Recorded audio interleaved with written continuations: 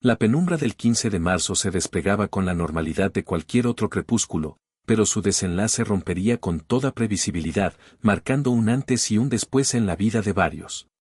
Elara Montes, una mujer de 68 años, deambulaba sin rumbo por las arterias mojadas de la urbe, tirando de una maleta cuyo color se había rendido al paso del tiempo. La lluvia, incesante y fría, se estrellaba contra su rostro, cada gota una aguja de hielo que le recordaba la crudeza de su realidad.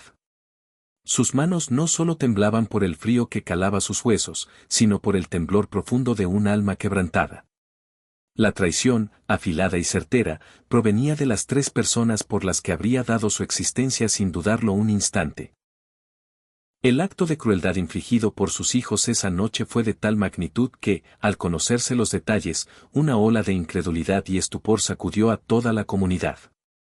Sin embargo, el destino, con su ironía característica, ya tejía una lección inolvidable que alteraría el curso de sus vidas de manera irreversible.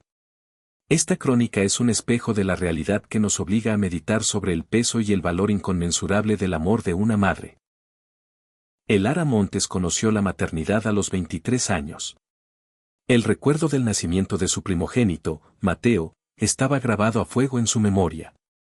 Fueron 18 horas de un parto laborioso y extenuante, pero en el instante en que sostuvo a aquel pequeño ser entre sus brazos, una certeza absoluta la inundó, su vida entera le pertenecería a él. 2 años más tarde, la familia creció con la llegada de Isabel y, 3 años después, el Benjamín, Lucas, completó el trío. Cada uno de ellos representó una bendición en su vida, o al menos esa fue la creencia que albergó en su corazón durante décadas. Su esposo, Julián, fue un hombre de bondad innegable pero con una salud perpetuamente frágil. Se desempeñaba como contable en una modesta firma, pero su ingreso apenas lograba cubrir las necesidades más elementales de su creciente familia. Esta circunstancia obligó a Elara a ser un pilar económico adicional. Por años, su sustento provino de su trabajo como costurera, una labor que realizaba desde el rincón de su hogar. Pasaba noches enteras encorvada sobre la máquina de coser, el zumbido del motor como una nana constante, todo para poder comprar los uniformes escolares de sus hijos, para costear las excursiones que tanto los ilusionaban, para asegurar que en sus cumpleaños nunca faltara un trozo de pastel que celebrar. Elara rememoraba con una claridad asombrosa aquellas madrugadas en vela, cosiendo hasta las 3 de la mañana, dando las últimas puntadas a elaborados vestidos de novia para sus clientas. Recordaba sus dedos, hinchados y adoloridos por el esfuerzo continuo, y sus ojos, enrojecidos por el cansancio acumulado. A pesar del agotamiento, una sonrisa perseveraba en su rostro, alimentada por el propósito que la movía. Al día siguiente, con el dinero ganado, podría comprarle a Mateo esas zapatillas deportivas que anhelaba con fervor, o pagarle a Isabel las clases de danza que llenaban su espíritu de alegría, o llevar a Lucas al consultorio médico cuando aquellas fiebres intensas lo consumían, robándole a ella el sueño por la pura preocupación. El tiempo, implacable, siguió su curso, y los niños se transformaron en adultos. Elara envejeció a un ritmo acelerado, como suelen hacerlo las mujeres que llevan sobre sus espaldas una carga demasiado pesada. A los 45 años, las hebras plateadas ya adornaban su cabello. A los 50, sus manos eran un mapa de surcos y marcas, el testimonio silencioso de un trabajo incesante. Pero jamás emitió una queja. Cada arruga en su piel era una medalla de honor, cada dolor en sus articulaciones el precio que pagaba con gusto por el privilegio de ver a sus hijos crecer sanos, fuertes y, sobre todo, felices. Cuando Mateo alcanzó los 18 años, manifestó su deseo de estudiar administración de empresas en la universidad. El costo de la matrícula era una cifra astronómica, muy por encima de las posibilidades de Elara y Julián. Sin titubear, Elara tomó una decisión drástica. Vendió su única joya de valor, un relicario de oro que había sido herencia de su abuela, para poder cubrir el primer semestre de su hijo. Aceptó más trabajo, cosiendo incluso durante los domingos, su único día de descanso, para garantizar que Mateo pudiera continuar con su formación. 4 años más tarde, el día de la graduación, Elara lloró con un orgullo que le desbordaba el pecho. Cada sacrificio, cada noche en vela, cada comida que ella omitió para que su hijo tuviera un plato lleno, había valido la pena. Isabel, por su parte, demostró ser una adolescente de carácter complejo. A los 16 años, entregó su corazón al joven equivocado, un muchacho de espíritu rebelde que la arrastró a una espiral de problemas. A los 17, quedó embarazada. En muchas familias, una situación así habría supuesto el rechazo, pero no en la de Elara. Ella envolvió a Isabel en un abrazo protector mientras su hija se deshacía en lágrimas, susurrándole al oído que todo saldría bien, que su apoyo sería incondicional, pasara lo que pasara.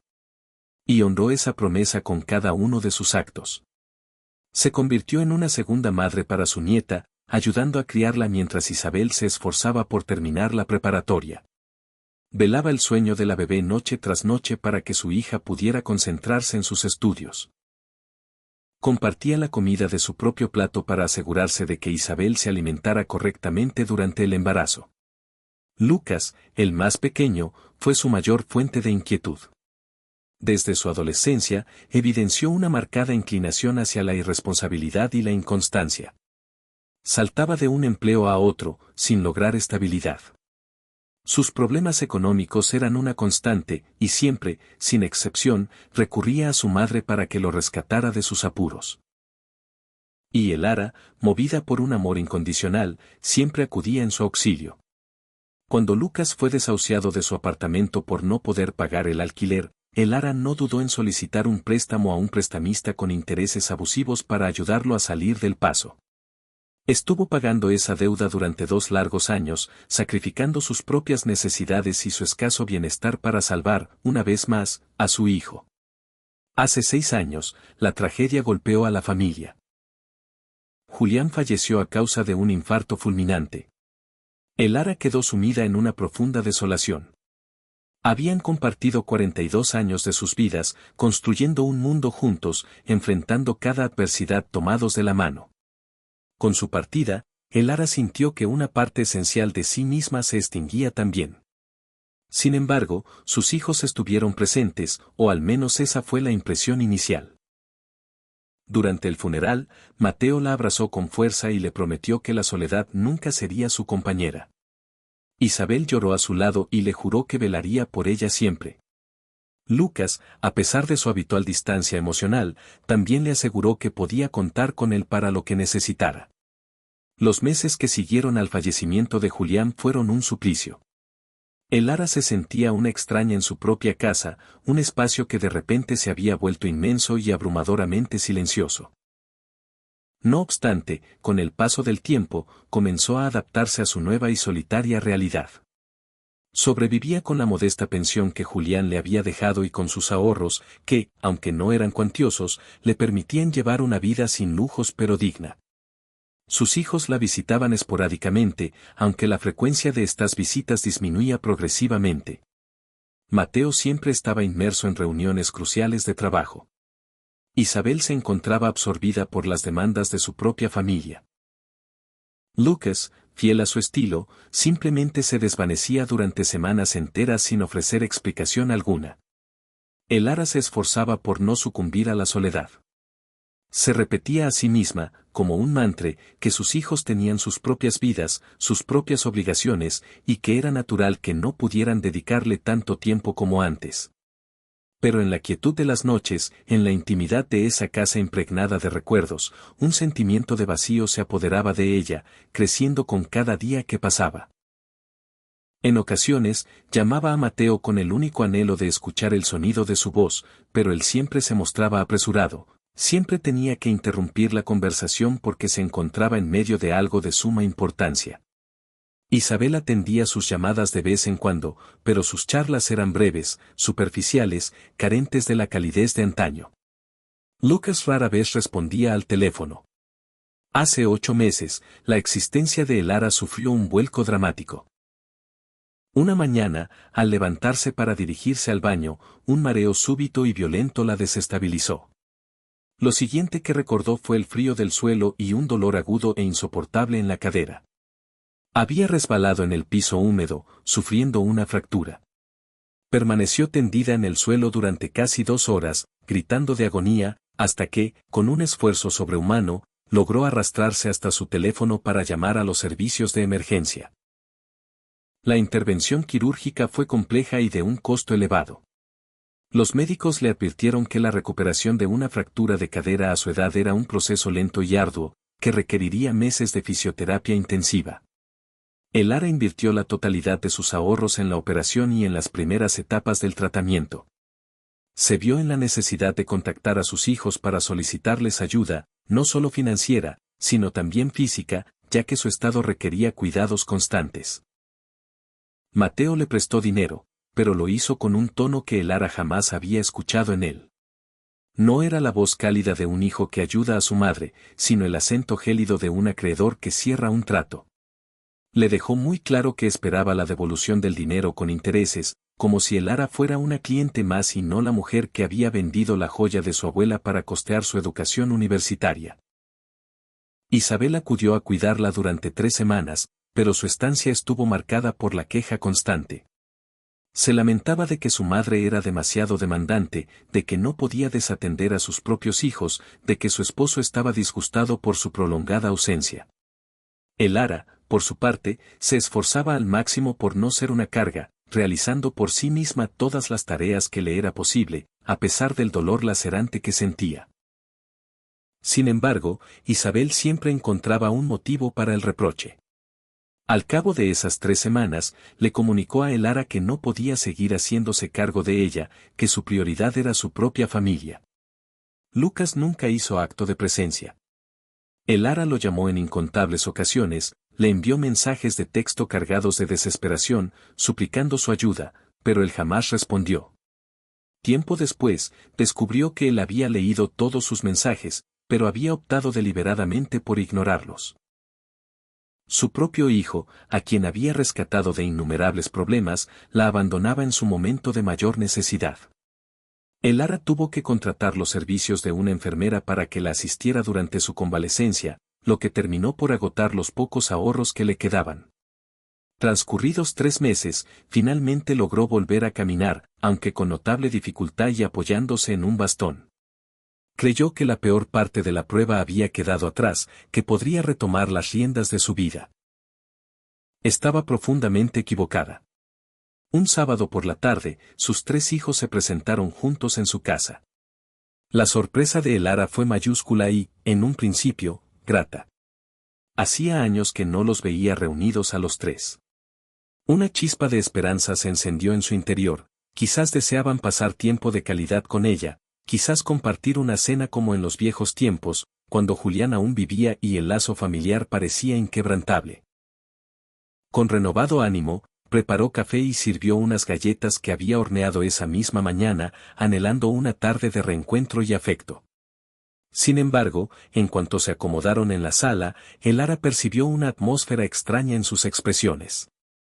No había calidez en sus miradas, ni rastro de sonrisas. Fue Mateo, quien siempre había asumido el rol de líder entre los hermanos, el que rompió el silencio. Le informó que habían estado conversando entre ellos y habían tomado una decisión trascendental concerniente a su futuro. Lara escuchó, con un horror que iba en aumento, como Mateo desgranaba su plan. Le expusieron que la casa era demasiado grande para ella sola, especialmente tras su accidente. Argumentaron que vivir sin compañía a su edad y con su movilidad reducida era un riesgo inaceptable. La solución, según ellos, era vender la propiedad y repartir el dinero. Con su parte, Lara podría costearse una plaza en una residencia de ancianos, donde recibiría los cuidados adecuados, y ellos podrían utilizar su porción para atender sus propias necesidades financieras. Lara sintió como si un torrente de agua helada la hubiera golpeado. Aquella casa no era una simple estructura de ladrillos, era su hogar. Era el santuario donde había criado a sus 3 hijos, el lugar donde había compartido 42 años de su existencia con Julián. Cada rincón, cada objeto, albergaba un recuerdo precioso. La cocina, donde había enseñado a Isabel los secretos de la repostería, el jardín, donde Mateo había dado sus primeros pasos vacilantes, la habitación donde había velado el sueño de Lucas durante sus enfermedades infantiles. Los muros de esa casa habían sido testigos mudos de todas sus alegrías y de todas sus penas. Con la voz quebrada por la angustia, Elara les suplicó que reconsideraran su decisión. Les explicó que esa casa era el último vestigio tangible de su vida junto a su padre, que su único deseo era pasar sus últimos años en ese lugar, rodeada de los fantasmas de sus seres queridos. Pero sus hijos se mostraron inflexibles. Mateo esgrimió que le había prestado dinero para la operación y que estaba en su derecho de recuperarlo, con los intereses correspondientes. Isabel adujo que necesitaba el dinero con urgencia, ya que su hija mayor estaba a punto de ingresar en la universidad y los costos eran exorbitantes.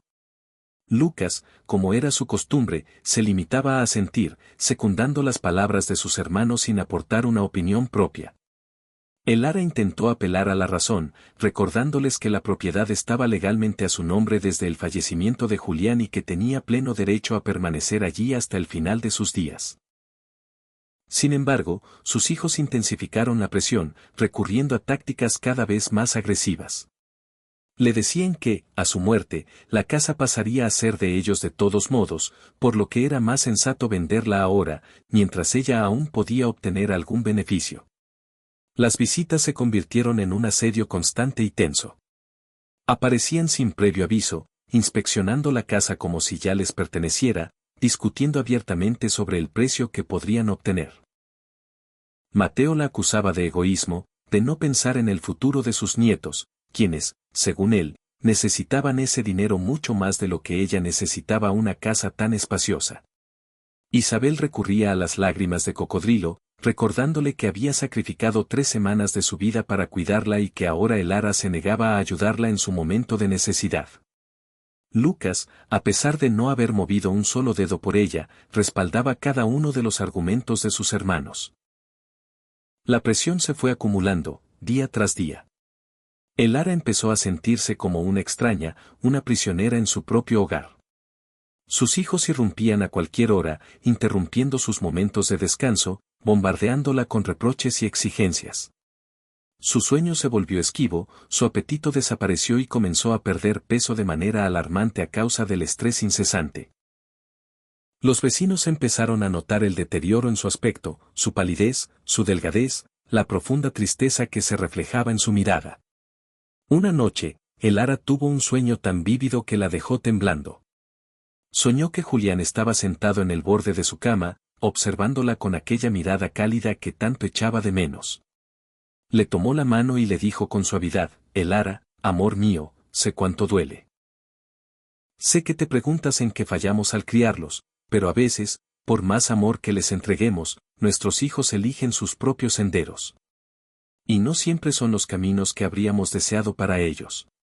Despertó bañada en lágrimas, abrazando con fuerza la almohada donde Julián solía reposar, sintiendo su ausencia con una intensidad que le partía el alma. A la semana siguiente, tras otra discusión extenuante, Elara se rindió. Estaba tan agotada, tan vacía emocional y físicamente, que ya no le quedaban fuerzas para seguir luchando. Sus hijos habían triunfado. Firmó los documentos de venta con manos temblorosas, mientras las lágrimas caían sobre el papel, emborronando la tinta. Mateo recogió los papeles sin siquiera pronunciar una palabra de agradecimiento. Se limitó a informarle que disponía de 2 semanas para desalojar la casa. Esas 2 semanas fueron las más amargas de la vida de Elara. Deambulaba por cada estancia como si se estuviera despidiendo de un ser amado. Acariciaba las paredes, como si éstas pudieran comprender su dolor, como si pudieran sentir la inminencia de su partida. Empaquetó sus escasas pertenencias en una vieja maleta que había adquirido 20 años atrás para un viaje que nunca llegó a realizar. No tenía mucho que llevarse. Algo de ropa, unas cuantas fotografías de la infancia de sus hijos, cuando sus miradas aún reflejaban amor, y un chal tejido que Julián le había regalado en su último aniversario. Elara intentó contactar a sus hijos para indagar sobre la residencia de ancianos que le habían mencionado, pero ninguno respondió a sus llamadas. Finalmente, logró comunicarse con Isabel, quien, con una frialdad que Elara no pudo reconocer, le informó que habían estado investigando y que las residencias eran excesivamente caras. Le dijo que, con su parte del dinero de la venta, tendría que valerse por sí misma para encontrar un lugar donde vivir. Elara quedó paralizada por la conmoción. Les preguntó, con un hilo de voz, donde se suponía que iba a vivir ahora, pero Isabel se limitó a responder que ese ya no era su problema y cortó la comunicación. Elara permaneció inmóvil, con el teléfono mudo en la mano, incapaz de procesar lo que acababa de oír. Sus propios hijos, los niños que había llevado en su vientre, a los que había amamantado, a los que había cuidado en cada enfermedad, la estaban arrojando, literalmente, a la calle. El día de la mudanza llegó con una rapidez inexorable. Era un día gris de marzo, y el cielo plomizo amenazaba con descargar una tormenta. Elara se despertó al alba, aunque apenas había conseguido conciliar el sueño. Recorrió la casa por última vez, tocando cada mueble, cada superficie, evocando los momentos vividos entre aquellas paredes. Se detuvo frente a una pequeña marca en el pasillo, una línea de lápiz que indicaba la estatura de Mateo cuando tenía 5 años. Deslizó sus dedos sobre la marca, recordando el orgullo que había sentido su hijo aquel día, como le pedía que lo midiera cada mes para comprobar cuánto había crecido. Se sentó en el sofá donde había pasado incontables noches cosiendo, donde había consolado a Isabel tras su primer desengaño amoroso, donde había acunado a Lucas durante una de sus crisis. Miró hacia la cocina, el corazón de la casa, donde había preparado miles de comidas, donde había celebrado cada cumpleaños, cada Navidad, cada pequeño triunfo de sus hijos. Todo aquello, ahora, era solo un recuerdo. A las 4 de la tarde, Elara tomó su maleta, cerró la puerta de su hogar por última vez y se dirigió a la calle. No tenía un destino. Consideró la posibilidad de pedir ayuda a sus vecinos, pero un sentimiento de vergüenza la paralizaba. ¿Cómo podría explicarles su situación? ¿Cómo podría confesar que sus propios hijos la habían despojado de todo y la habían abandonado a su suerte? Comenzó a caminar sin rumbo fijo. Avanzó sin un destino claro por las calles de su barrio de toda la vida, ofreciendo un saludo tímido a los pocos vecinos que se cruzaban en su camino. Ellos le devolvían la mirada con una evidente preocupación, aunque ninguno se atrevió a verbalizar la pregunta que flotaba en el aire. Sus pasos la llevaron hasta un pequeño parque, un lugar grabado en su memoria, el mismo al que solía llevar a sus hijos cuando el mundo era un lugar más simple y sus risas llenaban el aire. Se dejó caer en un banco de madera, el mismo en el que innumerables veces se había sentado a vigilarlos mientras jugaban. Abrazó su maleta como si fuera el único ancla en medio de la tormenta que se gestaba en su interior y se quedó allí, observando a otras familias que disfrutaban de la tarde. Vio a padres lanzando una pelota con sus hijos, a abuelos meciendo con ternura los cochecitos de sus nietos. Una pregunta dolorosa se abrió paso en su mente: ¿en qué preciso instante se había torcido todo de una manera tan irreparable? Se preguntó cuando aquellos niños que correteaban por ese mismo césped 30 años atrás se habían transformado en los seres fríos y calculadores que acababan de arrancarle su hogar y su pasado. Cerca de las 6 de la tarde, el cielo cumplió su amenaza. Al principio, fueron solo unas gotas dispersas, pero en cuestión de minutos se desató una tormenta de una violencia inusitada. El viento aullaba con furia, azotando las copas de los árboles con tal fuerza que parecía querer despojarlos de sus ramas. Elara se incorporó del banco y echó a andar, sin saber realmente hacia dónde se dirigía. Lo único que tenía claro era que no podía permanecer allí, a la intemperie, bajo el diluvio. Su ropa se empapó en un instante, y el agua helada penetró hasta sus huesos, provocándole un escalofrío que no era solo físico. En su desesperación, decidió jugar su última carta. Con los pocos pesos que le restaban en el bolsillo, detuvo un taxi y le indicó al conductor la dirección de la casa de Mateo. Durante el trayecto, su mente trabajaba a toda velocidad, ensayando el discurso que le daría a su hijo. Estaba convencida de que, al verla en aquel estado deplorable, empapada hasta la médula, con el bastón temblando en sus manos, algo en él se conmovería. Recordaría todas las ocasiones en que ella lo había cuidado durante sus ataques de asma, todas las noches que había pasado en vela ayudándole con sus proyectos universitarios. El corazón de hijo que debía latir en su pecho despertaría de su letargo y le abriría las puertas de su casa, de su vida. Cuando el vehículo se detuvo frente a la residencia de Mateo, el Ara se percató de que era mucho más grande y lujosa de lo que había imaginado. Varios automóviles de alta gama estaban estacionados en la entrada, y una luz cálida y acogedora emanaba de cada una de las ventanas. Era evidente que su hijo gozaba de una prosperidad económica considerable. El Ara descendió del taxi, pagó al conductor con sus últimas monedas y avanzó con dificultad hacia la imponente puerta principal. Sus manos temblaban sin control mientras pulsaba el timbre, y no era únicamente a causa del frío. Mateo abrió la puerta, y su expresión no reflejó sorpresa ni preocupación, sino una pura e indisimulada molestia. El Ara intentó balbucear una explicación, decirle que no tenía a dónde ir, que solo necesitaba un techo bajo el que pasar la noche hasta que pudiera encontrar una solución. Pero Mateo la interrumpió con una brusquedad que la dejó sin aliento. Le espetó que ella había firmado los papeles, que la casa ya no era suya, que el dinero se había repartido y que, a partir de ese momento, cada cual debía hacerse cargo de su propia existencia. La esposa de Mateo, una mujer de aspecto sofisticado a la que el Ara apenas había visto en un par de ocasiones, apareció detrás de él. La mujer la examinó de arriba a abajo con una mueca de absoluto disgusto, reparando en sus ropas mojadas y su aspecto desolado. Le susurró a Mateo que tenían invitados en el salón y que la presencia de su madre en ese estado resultaría sumamente incómoda. El Ara no podía dar crédito a lo que sus oídos estaban procesando. Clavó la mirada en los ojos de su primogénito, buscando desesperadamente un vestigio del niño que solía rodear su cuello con los brazos y susurrarle que era la mejor madre del universo. Buscó una señal del joven que se había deshecho en lágrimas en su regazo cuando su padre murió, prometiéndole con el alma rota que jamás la abandonaría.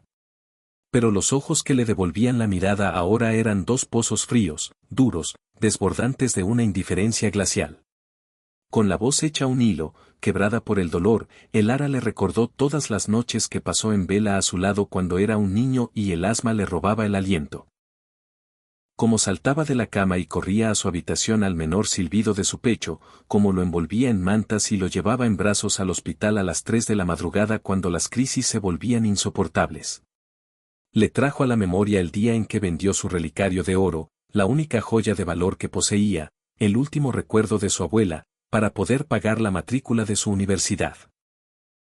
Le recordó cómo había aceptado turnos dobles durante 4 largos años, cómo sus dedos se habían deformado de tanto coser, solo para que él pudiera dedicarse a sus estudios sin la angustia del dinero. Mateo simplemente se encogió de hombros, un gesto de apatía que fue como una puñalada directa al corazón de el Ara. Le dijo que eso era, simplemente, lo que las madres debían hacer. Que era su obligación, su deber. Que, al fin y al cabo, él nunca le había pedido nacer. El Ara sintió que el aire le faltaba, como si un cuchillo invisible le hubiera perforado el pecho. Antes de que pudiera articular una sola palabra más, Mateo le cerró la puerta en la cara. El sonido seco y definitivo del cerrojo resonó en la noche. Se quedó allí, inmóvil, bajo la lluvia torrencial, con la mirada fija en esa puerta de madera maciza, escuchando las risas amortiguadas que se filtraban desde el interior de la casa. La vida de su hijo, cálida y confortable, continuaba su curso con total normalidad, mientras ella estaba fuera, sola, empapada hasta los huesos, sin un solo lugar en el mundo a donde poder ir. Con un esfuerzo sobrehumano, el Ara se obligó a moverse. Sus piernas apenas le respondían, todavía resentidas y débiles por la fractura de cadera que había sufrido meses atrás. Cada paso era una tortura, un recordatorio de su fragilidad, pero se forzó a caminar hasta la casa de Isabel. El trayecto fue una odisea agotadora. La lluvia arreciaba, cayendo con más fuerza a cada instante. El viento gélido le cortaba la respiración y le arrebataba el calor del cuerpo. Pasaba frente a hileras de casas con las ventanas iluminadas, postales de una vida que se le antojaba ajena. Podía entrever a través de los cristales a familias reunidas en torno a la mesa, cenando juntas, resguardadas en la calidez de su hogar, viviendo esa normalidad que a ella le había sido arrebatada. Cuando por fin llegó a la casa de Isabel, golpeó la puerta con las últimas fuerzas que le quedaban. Su hija abrió y, por una fracción de segundo, su rostro reflejó una genuina sorpresa. Elara se aferró a ese instante, a esa chispa de esperanza. Pensó que quizás Isabel, su única hija, la mujer a la que le había enseñado todo lo que sabía, no sería capaz de verla en ese estado lamentable sin que su corazón reaccionara.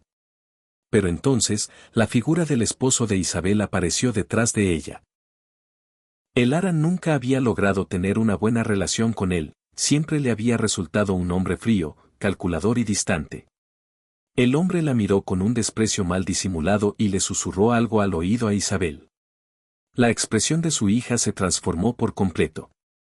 La calidez que había asomado fugazmente en sus ojos se extinguió, reemplazada por una máscara de resignación. Con voz temblorosa pero firme, Isabel le dijo que lo sentía profundamente, pero que no podía acogerla. Afirmó que su esposo no quería problemas en casa, que su primera obligación era pensar en sus propios hijos. Elara, con el corazón encogido, le preguntó a Isabel si recordaba las pesadillas que la atormentaban cada noche cuando era pequeña. Como ella, su madre, se sentaba al borde de su cama durante horas interminables, cantándole canciones de cuna en voz baja, acariciando su cabello hasta que el sueño la vencía.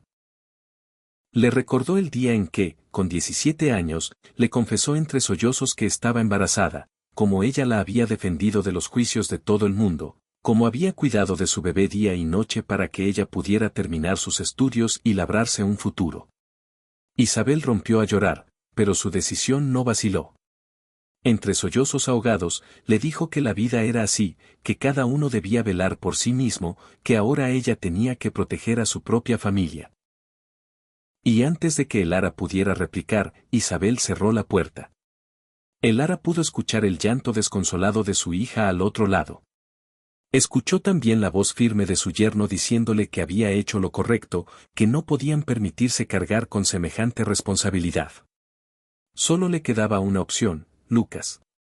Elara reanudó su marcha bajo una tormenta que parecía haber desatado toda su furia. Sus pies apenas respondían, cada paso era una agonía. Sentía que en cualquier momento sus fuerzas la abandonarían y se desplomaría sobre el asfalto mojado. La casa de Lucas se encontraba en el extremo opuesto de la ciudad, y Elara no tenía ni una moneda para pagar otro taxi. Se vio obligada a caminar durante casi 2 horas bajo el aguacero implacable. Durante ese trayecto interminable, la mente de Elara fue un torbellino de recuerdos. Pensó en el día en que nació Lucas, tan pequeño y frágil que los médicos albergaban serias dudas sobre su supervivencia. Recordó cómo ella se había negado a rendirse, cómo lo había cuidado con una devoción feroz día y noche durante semanas, hasta que finalmente el pequeño se aferró a la vida y comenzó a fortalecerse. Pensó en todas las veces que Lucas había tropezado a lo largo de su vida, en todos los problemas de los que ella lo había rescatado. El dinero que le prestó sin esperar devolución cuando perdió su trabajo, la fianza que pagó sin hacer preguntas cuando lo arrestaron por conducir en estado de ebriedad, el costoso programa de rehabilitación que financió cuando cayó en las garras de la adicción. Cuando finalmente alcanzó la dirección de Lucas, apenas podía sostenerse en pie. Llamó a la puerta con la poca energía que le quedaba.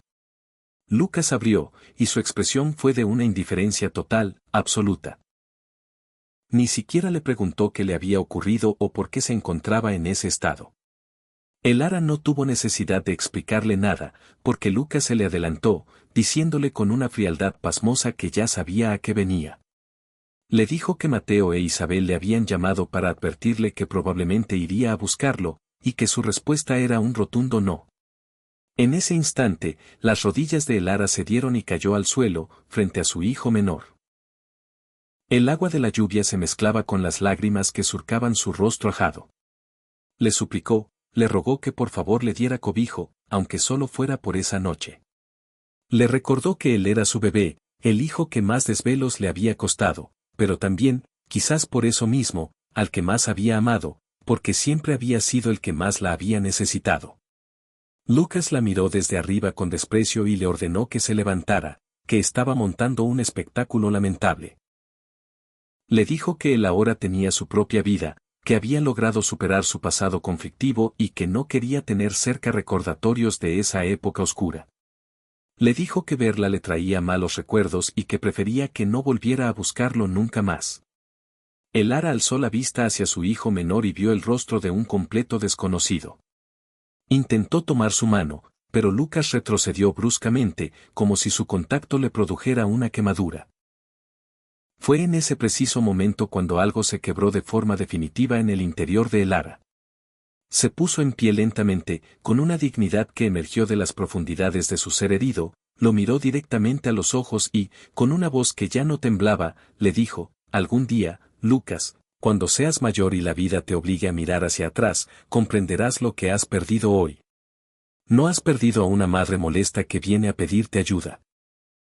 Has perdido a la única persona en todo este mundo que te amó sin condiciones, que te rescató una y otra vez sin pedirte jamás nada a cambio. Y ese día, cuando finalmente lo entiendas, será demasiado tarde. Lucas no respondió. Simplemente, cerró la puerta, dejando a El Ara sola, una vez más, en medio de la tormenta. El Ara se quedó allí, parada por un instante, con la mirada perdida en esa puerta cerrada, y algo extraordinario sucedió dentro de ella. Ya no sentía tristeza ni dolor. En su lugar, una extraña calma, una lúcida aceptación, la invadió. Sus hijos ya no eran las personas que ella creía haber criado. Quizás, dolorosamente, nunca lo habían sido. Tomó su maleta empapada y comenzó a caminar sin rumbo fijo por las calles oscuras y desiertas de la ciudad. No supo cuánto tiempo anduvo hasta que sus piernas dijeron basta. Se detuvo bajo el toldo de una tienda cerrada, se deslizó hasta sentarse en el suelo frío y húmedo, y abrazó su maleta. El agua de la lluvia corría por las aceras, formando pequeños ríos turbulentos. El Ara cerró los ojos, exhausta física y emocionalmente. Por un instante, deseó con todas sus fuerzas que Julián estuviera allí, que pudiera despertarse y descubrir que todo había sido una pesadilla atroz. Comenzó a rezar, pero no pidió ayuda para sí misma. Rezó para que algún día sus hijos llegaran a comprender el verdadero valor del amor y de la familia, antes de que fuera demasiado tarde para ellos. Rezó para que nunca tuvieran que experimentar el dolor que ella estaba sintiendo en ese momento. Mientras El Ara permanecía acurrucada bajo aquel toldo, temblando de frío, un automóvil se detuvo sigilosamente frente a ella. Era un vehículo elegante, de color negro, con los cristales tintados. El Ara pensó que sería la policía, que vendrían a decirle que no podía quedarse allí. Se preparó para incorporarse y seguir su camino, aunque no le quedaran fuerzas. Pero cuando la puerta del coche se abrió, quien descendió fue un hombre de unos 55 años, impecablemente vestido, que la cubrió con un paraguas. El hombre se acercó y se agachó a su lado. Con una voz amable, le preguntó si se encontraba bien y qué hacía allí, bajo la lluvia, a esas horas. El Ara lo miró, y algo en los ojos de aquel desconocido le inspiró confianza. Había en su mirada una calidez genuina, una preocupación real que no había encontrado en los ojos de sus propios hijos. Con la voz cansada y entrecortada, le relató brevemente lo sucedido, cómo sus hijos la habían echado de su casa, como ninguno había querido recibirla, como había vagado durante horas bajo la tormenta sin tener a dónde ir. El hombre la escuchó en silencio, y su expresión fue cambiando de la preocupación a la indignación a medida que El Ara desgranaba su historia. Cuando terminó, él permaneció callado por un momento, como si estuviera procesando la crueldad de lo que acababa de oír. Sus ojos se humedecieron y apretó los labios con fuerza. Finalmente, con voz firme pero amable, le dijo: «Señora, usted no puede quedarse aquí. Hace demasiado frío y está completamente empapada. Por favor, permítame llevarla a un lugar donde pueda estar seca y caliente esta noche. Mañana veremos qué podemos hacer para ayudarla de forma más permanente». El Ara dudó un instante. Toda su vida le habían enseñado a desconfiar de los extraños, pero algo en la mirada de aquel hombre le decía que era sincero. Además, ¿qué más podía perder? Ya lo había perdido todo. Aceptó su ayuda. El hombre la ayudó a levantarse con sumo cuidado, notando su cojera y su dificultad para caminar. La acompañó hasta el coche con una gentileza que el Ara no había experimentado en mucho tiempo. Colocó su maleta en el maletero y se puso al volante. Durante el trayecto, el hombre se presentó. Su nombre era Rafael Vega y era propietario de varias empresas en la ciudad. Le explicó que había pasado por esa zona por pura casualidad, normalmente no tomaba esa ruta, pero algo lo había hecho desviarse esa noche. El Lara pensó que, quizás, después de todo, sus oraciones habían sido escuchadas. Rafael le pidió más detalles, y el Lara le contó su historia completa, desde la muerte de Julián hasta los desgarradores sucesos de esa misma noche. Rafael escuchaba con atención, y el Lara notó cómo sus manos se aferraban al volante con fuerza cuando le relataba el trato que había recibido de sus hijos. ¿Y dónde están esos hijos ahora?, preguntó Rafael con la voz tensa. Durmiendo cómodamente en sus casas mientras su madre está en la calle. El Lara asintió, incapaz de hablar, ahogada por las lágrimas que volvían a brotar. Rafael negó con la cabeza, visiblemente enfurecido, pero se contuvo por respeto a ella. Finalmente, llegaron a un hotel de lujo en el centro de la ciudad. El Lara se sintió fuera de lugar, ese tipo de establecimientos estaba muy por encima de sus posibilidades. Pero Rafael le aseguró que no debía preocuparse por nada, que él se haría cargo de todo. La ayudó a bajar del coche y la acompañó hasta la recepción. Habló con el recepcionista y reservó una suite para ella. Dio instrucciones específicas al personal para que la atendieran con esmero, que le proporcionaran todo lo que necesitara y que cargaran todos los gastos a su cuenta personal. Luego, se volvió hacia el Lara y le dijo: «Señora El Lara, descanse esta noche. Dese una ducha caliente, coma algo, duerma en una cama cómoda. Mañana vendré a verla y hablaremos sobre cómo podemos ayudarla a largo plazo. Y si me lo permite, me gustaría tener una conversación con sus hijos. Creo que necesitan entender la magnitud de lo que han hecho». El Lara asintió, demasiado agotada y conmovida para poder hablar. Las lágrimas volvían a correr por sus mejillas, pero esta vez no eran de dolor, sino de una inmensa gratitud. Un completo extraño le estaba demostrando más compasión y humanidad que las 3 personas a las que había dado la vida. Esa noche, el Lara tomó una ducha caliente que le pareció durar una eternidad. El agua tibia sobre su piel helada fue como un bálsamo para el alma. Se enfundó en el suave albornoz que el hotel le había proporcionado y se acostó en la cama más cómoda en la que había dormido en años. Pero a pesar del cansancio extremo, el sueño se le resistía. Su mente no dejaba de repasar los acontecimientos del día, las expresiones frías de sus hijos, las puertas cerrándose en su cara, el frío penetrante de la lluvia. Pero también pensaba en Rafael, en su amabilidad inexplicable, en cómo el destino le había enviado un ángel guardián cuando más lo necesitaba. A la mañana siguiente, el Lara despertó sintiéndose físicamente mejor, pero con el alma todavía devastada. Lo ocurrido no había sido una pesadilla. Era real. Sus hijos la habían abandonado. Bajó al restaurante del hotel, donde Rafael ya la esperaba con el desayuno servido. La saludó con una sonrisa cálida y le preguntó cómo había pasado la noche. El Lara intentó agradecerle una vez más, pero Rafael levantó una mano y le dijo que no era necesario, que lo que había hecho era lo mínimo que cualquier persona decente habría hecho en su lugar. Mientras desayunaban, Rafael le confió a El Lara su propia historia. Él también había tenido una madre a la que amaba profundamente. Había sido una mujer humilde, que trabajó toda su vida como empleada doméstica para poder darle una educación. Gracias a los innumerables sacrificios de su madre, Rafael pudo estudiar ingeniería, graduarse con N honores y construir el imperio empresarial que ahora dirigía. Su madre había fallecido hacía 3 años, y no pasaba un solo día sin que Rafael la extrañara y agradeciera todo lo que ella había hecho por él. Mi madre se llamaba Alba, le dijo Rafael con los ojos brillantes por la emoción. Y nunca olvidaré el día de mi graduación.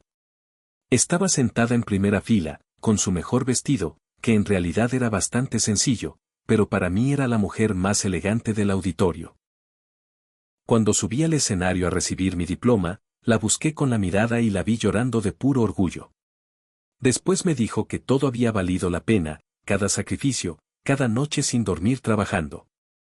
Ese día le prometí que dedicaría el resto de mi vida a asegurarme de que nunca más le faltara nada. Rafael hizo una pausa, secándose discretamente una lágrima. Y cumplí esa promesa, señora Elara. Los últimos años de mi madre fueron felices y cómodos. Vivió en una casa preciosa que le compré. Viajó a lugares con los que siempre había soñado. Nunca más tuvo que preocuparse por el dinero. Pero lo más importante es que nunca estuvo sola. Yo la visitaba todos los días. Comíamos juntos, hablábamos durante horas. Le devolví, en la medida de lo posible, un poco del tiempo y el amor que ella me había dado. Juntos, compartíamos largas conversaciones, rememorando anécdotas. Cuando finalmente partió, estaba envuelta en amor y, aunque su ausencia me causó un dolor profundo, encuentro paz en la certeza de que ella siempre supo cuánto la amaba. Elara escuchaba, y las lágrimas se deslizaban silenciosamente por sus mejillas. Aquello era precisamente lo que ella había anhelado para el ocaso de su vida. No buscaba lujos ni viajes exóticos, solo anhelaba el calor del afecto y la simple compañía de sus hijos. Por esa razón, continuó Rafael con una determinación férrea en su voz, cuando la vi anoche, desamparada bajo esa tormenta, me recordó de una manera tan vívida a mi propia madre que sentí como si fuera ella, enviándome una señal desde algún lugar. No puedo traer a mi madre de vuelta, pero sí puedo extenderle la mano a otra madre que se encuentra en una situación desesperada. Y créame, señora Elara, sus hijos van a comprender la magnitud del terrible error que han cometido. Yo, personalmente, me encargaré de que así sea. Tras el desayuno, Rafael se dedicó a realizar una serie de llamadas. Su red de contactos se extendía por toda la ciudad, por lo que no le resultó complicado obtener información detallada sobre Mateo, Isabel y Lucas. En poco tiempo, descubrió sus lugares de trabajo, la naturaleza de sus negocios, la identidad de sus clientes más importantes y los contornos de sus círculos sociales. Lo que Rafael fue descubriendo no hizo más que avivar su indignación. Mateo dirigía una próspera firma de asesoría financiera que gestionaba las carteras de varios clientes de alto perfil, muchos de ellos empresarios de gran prestigio en la comunidad. Isabel y su esposo residían en una espaciosa casa en un barrio exclusivo, y sus hijos asistían a costosos colegios privados. Lucas, por su parte, ocupaba un puesto bien remunerado en una agencia de marketing digital y vivía en un moderno apartamento en una de las zonas más cotizadas de la ciudad. Ninguno de los tres, concluyó Rafael, enfrentaba dificultades económicas reales. Su motivación había sido la pura codicia, un egoísmo atroz y una ingratitud incomprensible. Habían sacrificado a su propia madre por un dinero que, en el gran esquema de sus vidas, ni siquiera necesitaban con urgencia. Rafael decidió que había llegado el momento de impartirles una lección a aquellos tres hijos desnaturalizados. Sin embargo, su enfoque no sería vengativo ni cruel. Orquestaría una situación que los obligara a confrontar las consecuencias directas de sus actos y, con un poco de suerte, los llevaría a reflexionar sobre la bajeza de su comportamiento. Le expuso su plan a Elara, quien al principio se mostró dubitativa. Argumentó que no deseaba causar más problemas, que quizás lo más sensato era simplemente alejarse y tratar de reconstruir su vida en solitario. Pero Rafael la convenció de que no se trataba de generar conflictos, sino de buscar justicia. Y quizás, solo quizás, de ayudar a sus hijos a redescubrir la humanidad que habían perdido en el camino. Señora Elara, le dijo Rafael, tomando suavemente sus manos, usted no merece lo que le han hecho, y ellos necesitan aprender que cada acción tiene una reacción. No les haré daño físico, pero me aseguraré de que enfrenten la cruda realidad de sus decisiones. El plan de Rafael era tan simple como efectivo. Gozaba de un inmenso respeto en la comunidad empresarial de la ciudad, su influencia y sus contactos abarcaban prácticamente todos los sectores.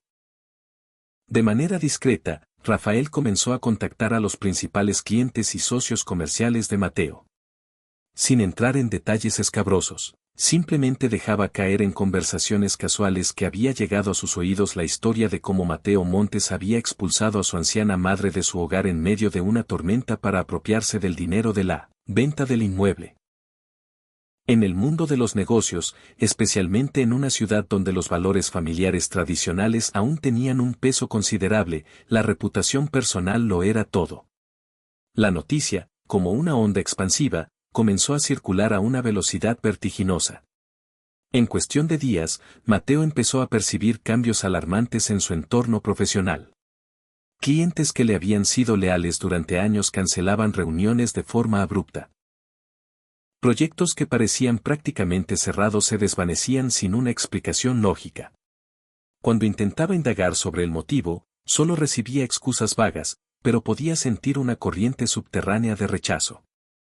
Finalmente, uno de sus clientes más antiguos, un empresario mayor que siempre había depositado su confianza en él, tuvo la decencia de confrontarlo.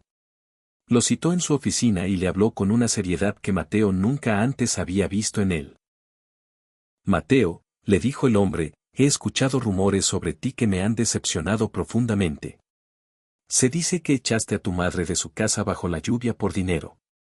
Soy padre y abuelo, y me resulta imposible hacer negocios con alguien capaz de cometer un acto tan vil. Si esa es la clase de persona que eres, entonces no me interesa tu asesoría financiera. El verdadero carácter de un hombre se revela en cómo trata a los más vulnerables. Mateo entró en pánico. Intentó justificarse, dar su versión de los hechos, pero el empresario simplemente negó con la cabeza y le dijo que no quería oír excusas. La reunión concluyó en ese instante. Mateo abandonó aquella oficina con la sensación de que su mundo se estaba desmoronando a su alrededor. Isabel también comenzó a sentir las repercusiones. Las otras madres del exclusivo colegio de sus hijos habían escuchado la historia. En una ciudad donde las redes sociales y familiares se entrelazaban, los rumores viajaban a la velocidad de la luz. Las mujeres que antes la incluían en sus eventos sociales ahora la evitaban ostensiblemente. Sus hijos regresaban a casa confundidos, preguntando por qué sus amigos de repente ya no querían jugar con ellos. Una tarde, mientras Isabel esperaba para recoger a su hija, otra madre se le acercó. En lugar del saludo afable de costumbre, la mujer la miró con una frialdad cortante y le dijo, Isabel, sé lo que le hiciste a tu madre. Y quiero que sepas que no deseo que mis hijos se relacionen con los tuyos. No quiero que aprendan que es aceptable tratar a los padres de esa manera. Los valores se enseñan con el ejemplo, y el tuyo es sencillamente terrible. Isabel se quedó petrificada, observando cómo la mujer se alejaba con gesto de desaprobación.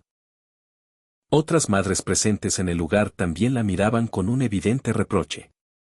Por primera vez en su vida, Isabel experimentó en carne propia el aguijón del juicio social, el amargo sabor del rechazo.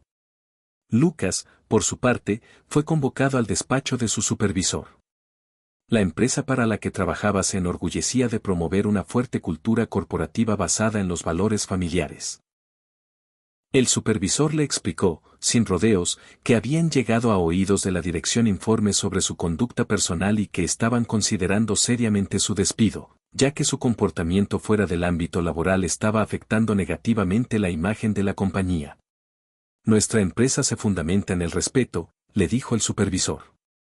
Y uno de nuestros pilares es el respeto a la familia y a nuestros mayores. Si es cierto que abandonaste a tu madre de esa forma, entonces no encajas con el tipo de persona que queremos que represente nuestra marca. Lucas intentó defenderse, pero pronto se dio cuenta de que no tenía argumentos válidos. Lo que había hecho era, simple y llanamente, indefendible. Los tres hermanos organizaron una reunión de emergencia para decidir cómo proceder. Era la primera vez en meses que se unían, pero su motivación no era el amor fraternal, sino el miedo a las devastadoras consecuencias de sus acciones. Alguien está esparciendo mentiras sobre nosotros, gritó Mateo, fuera de sí.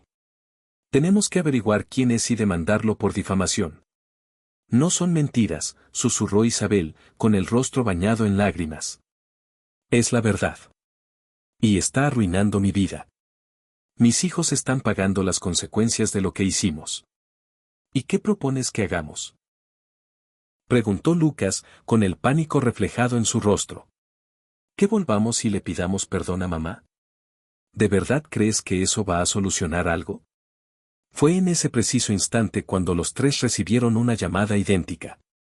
Una secretaria de voz profesional los contactó a cada uno por separado para citarlos a una reunión en las oficinas de Rafael Vega al día siguiente.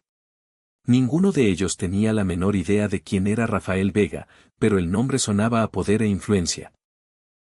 Mientras tanto, la lección de Rafael apenas había comenzado. Había contactado también a varios medios de comunicación locales, compartiendo con ellos la historia de Elara.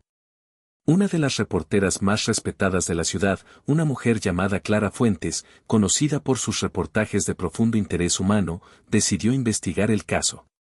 Clara visitó a Elara en el hotel y pasó varias horas entrevistándola. Elara le relató su historia con una honestidad desgarradora.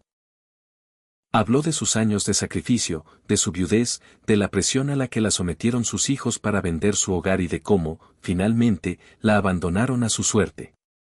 Sin embargo, no mencionó los nombres de sus hijos, a pesar de todo el dolor, un vestigio de esa lealtad maternal, que nunca muere del todo, se lo impidió. El reportaje se tituló El último refugio, una madre olvidada. Clara escribió con una sensibilidad que tocó las fibras más profundas de la comunidad. Elara tiene 68 años y 3 hijos a los que dedicó su vida entera. Trabajó hasta el agotamiento para darles una educación. Vendió sus únicas posesiones de valor para financiar sus sueños. Los rescató una y otra vez de sus problemas. Pero cuando fue ella quien necesitó ayuda, cuando una fractura de cadera consumió sus ahorros, sus hijos vieron una oportunidad. La coaccionaron para vender su casa, se repartieron el dinero y luego la dejaron sin hogar. Una noche de tormenta, esta mujer de 68 años caminó por las calles empapadas, llamando a las puertas de sus 3 hijos. Cada uno de ellos se la cerró en la cara. El artículo se volvió viral en las redes sociales de la ciudad. Miles de personas lo compartieron, expresando su indignación y su tristeza. La sección de comentarios se inundó de historias similares, de personas que relataban cómo cuidaban a sus padres ancianos o cuánto extrañaban a los que ya habían fallecido. Mi madre tiene 75 años y vive conmigo, escribió una mujer. A veces es difícil, a veces me siento agotada. Pero nunca, jamás, podría abandonarla. Esta historia me ha roto el corazón. Perdí a mi padre el año pasado, comentó un hombre. Daría cualquier cosa por tener una noche más con él. ¿Cómo pueden esos hijos desperdiciar el tiempo que les queda con su madre? La presión social sobre Mateo, Isabel y Lucas se intensificaba con cada hora que pasaba. Aunque sus nombres no se habían hecho públicos en el reportaje, en una ciudad donde casi todos se conocían, no fue difícil para la gente empezar a atar cabos. Llegó el día de la reunión en las oficinas de Rafael. Mateo, Isabel y Lucas se presentaron, nerviosos y a la defensiva. No sabían quién era aquel hombre ni por qué los había convocado, solo intuían que era alguien importante y que, de alguna manera, estaba relacionado con la pesadilla que estaban viviendo. Cuando entraron en la sala de conferencias y vieron a su madre sentada a la cabecera de la mesa, flanqueada por Rafael y un abogado, sus rostros fueron un poema de absoluto estupor. Elara estaba sentada con una dignidad imponente, vestida con ropa nueva que Rafael había insistido en comprarle. Se la veía descansada, recuperada, pero, sobre todo, se la veía fuerte. Ya no era la mujer rota que había deambulado bajo la lluvia semanas atrás. Mateo fue el primero en reaccionar, con su habitual tono agresivo. ¿Qué significa esto?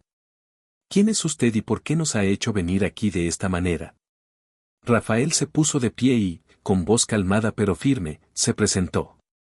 Les explicó cómo había encontrado a Elara aquella noche lluviosa.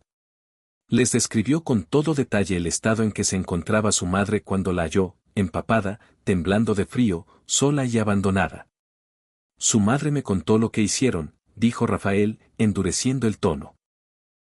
Me contó cómo la presionaron para vender su casa, cómo se quedaron con el dinero y cómo la dejaron literalmente en la calle.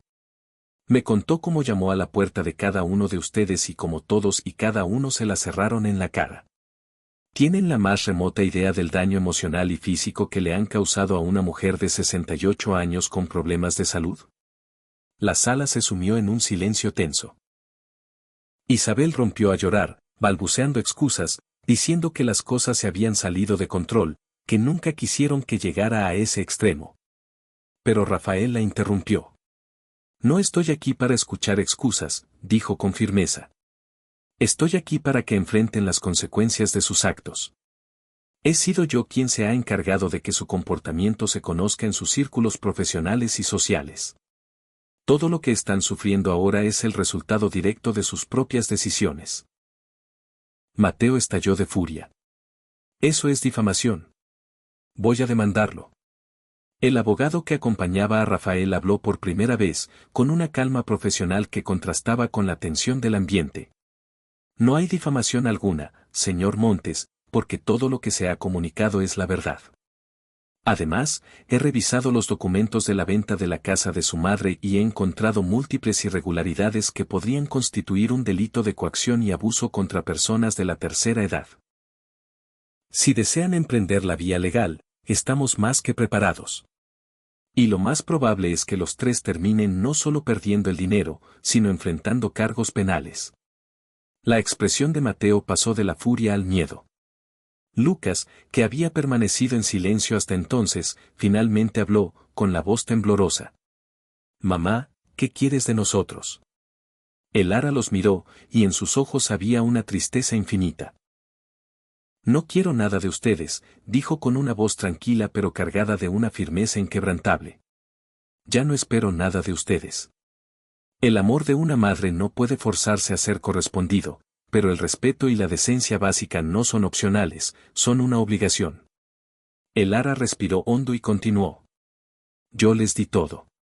No solo cosas materiales. Les di mi tiempo, mi energía, mi salud, mi vida entera. Y no lo hice esperando nada a cambio. Lo hice porque los amaba. Pero lo que ustedes hicieron.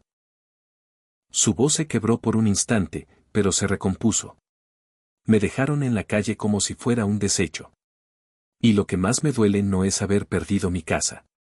Lo que más me duele es haber descubierto que los tres seres humanos que traje a este mundo han perdido toda su humanidad. Isabel intentó acercarse a ella, suplicando perdón, pero el ara la detuvo con un gesto. Las disculpas fáciles no curan las heridas profundas, Isabel. Lo siento, es apenas el comienzo de un largo camino. Rafael colocó entonces un documento sobre la mesa. El abogado explicó que el ara tenía base legal para demandarlos y, con toda probabilidad, ganaría el juicio. Sin embargo, había decidido ofrecerles una oportunidad para enmendar su error, bajo condiciones muy claras. Primera condición, dijo el abogado. La venta de la casa se revertirá de inmediato, y cada uno de ustedes devolverá el dinero íntegro que recibió. La propiedad volverá a estar a nombre exclusivo de la señora Elara. Los tres hermanos se miraron, aterrados. Ya habían gastado gran parte de ese dinero. Segunda condición, prosiguió el abogado. Firmarán un acuerdo legal comprometiéndose a pagar una pensión mensual para la manutención de su madre, dividida equitativamente entre los tres. Tercera condición, asistirán a terapia familiar durante un mínimo de 6 meses. Y cuarta condición, realizarán trabajo comunitario en una residencia de ancianos durante un año, 4 horas a la semana. Mateo protestó. Esas condiciones son excesivas. Rafael se inclinó sobre la mesa. La alternativa, dijo con voz gélida, es un juicio público donde toda la ciudad conocerá sus nombres y sus rostros, donde sus reputaciones quedarán destruidas para siempre y donde, muy probablemente, enfrentarán cargos criminales por abuso de ancianos. Tienen 10 minutos para decidir. Los tres hermanos salieron de la sala para discutir, y tras la puerta cerrada, se desató una discusión acalorada. Una cascada de acusaciones se desató entre ellos, cada uno culpando al otro por haber llegado a aquella situación insostenible. Isabel, ahogada en llanto, se defendió argumentando que su única falta había sido dejarse arrastrar por las propuestas de sus hermanos. Lucas, a su vez, les echó en cara la presión que habían ejercido sobre él para que formara parte del plan. Sin embargo, la cruda realidad se impuso. Acorralados, sin una salida viable y plenamente conscientes de la amenaza que se cernía sobre ellos, no tuvieron más remedio que capitular. Tenían un pánico atroz a las consecuencias legales y al devastador escándalo público que Rafael, con su evidente poder e influencia, podía no solo crear, sino también magnificar hasta destruir por completo sus vidas. Cuando regresaron a la sala de conferencias, sus rostros eran máscaras de sombría resignación. Firmaron el acuerdo que yacía sobre la mesa. Mateo estampó su firma con una rabia apenas contenida, apretando la pluma con tal fuerza que sus nudillos se pusieron blancos. Isabel firmó mientras las lágrimas seguían rodando por sus mejillas, emborronando ligeramente la tinta. Ricardo, el último, firmó con manos que temblaban de forma incontrolable. Durante todo el proceso, ninguno de los tres se atrevió a levantar la vista y mirar a Elara a los ojos. El abogado recogió los documentos con un gesto profesional y les informó de manera tajante que disponían de una semana natural para efectuar la devolución íntegra del dinero obtenido por la venta de la casa. De lo contrario, las cláusulas penales del contrato que acababan de firmar se activarían de forma automática y se procedería, sin más dilación, con la demanda legal en su contra. Antes de que se marcharan, con la cabeza gacha y el peso de la derrota sobre sus hombros, Elara habló por última vez. Su voz, serena y clara, llenó el silencio de la sala. He aceptado concederles esta oportunidad, pero no porque los haya perdonado. El perdón no es algo que se otorgue con facilidad después de una herida tan profunda. Les doy esta oportunidad porque, a pesar de todo el dolor, una pequeña parte de mí todavía alberga la esperanza de que en algún rincón de sus almas quede un vestigio de las personas que intenté criar. El resto depende exclusivamente de ustedes, de si realmente desean enmendar su camino o si simplemente están actuando por miedo a las consecuencias. Los días que siguieron fueron un torbellino de tensión, pero también de profundas revelaciones.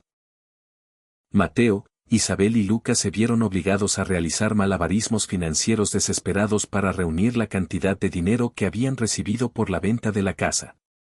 Mateo tuvo que solicitar préstamos bancarios y vender varios de sus activos personales, incluyendo el flamante automóvil deportivo que acababa de adquirir con el dinero de su madre.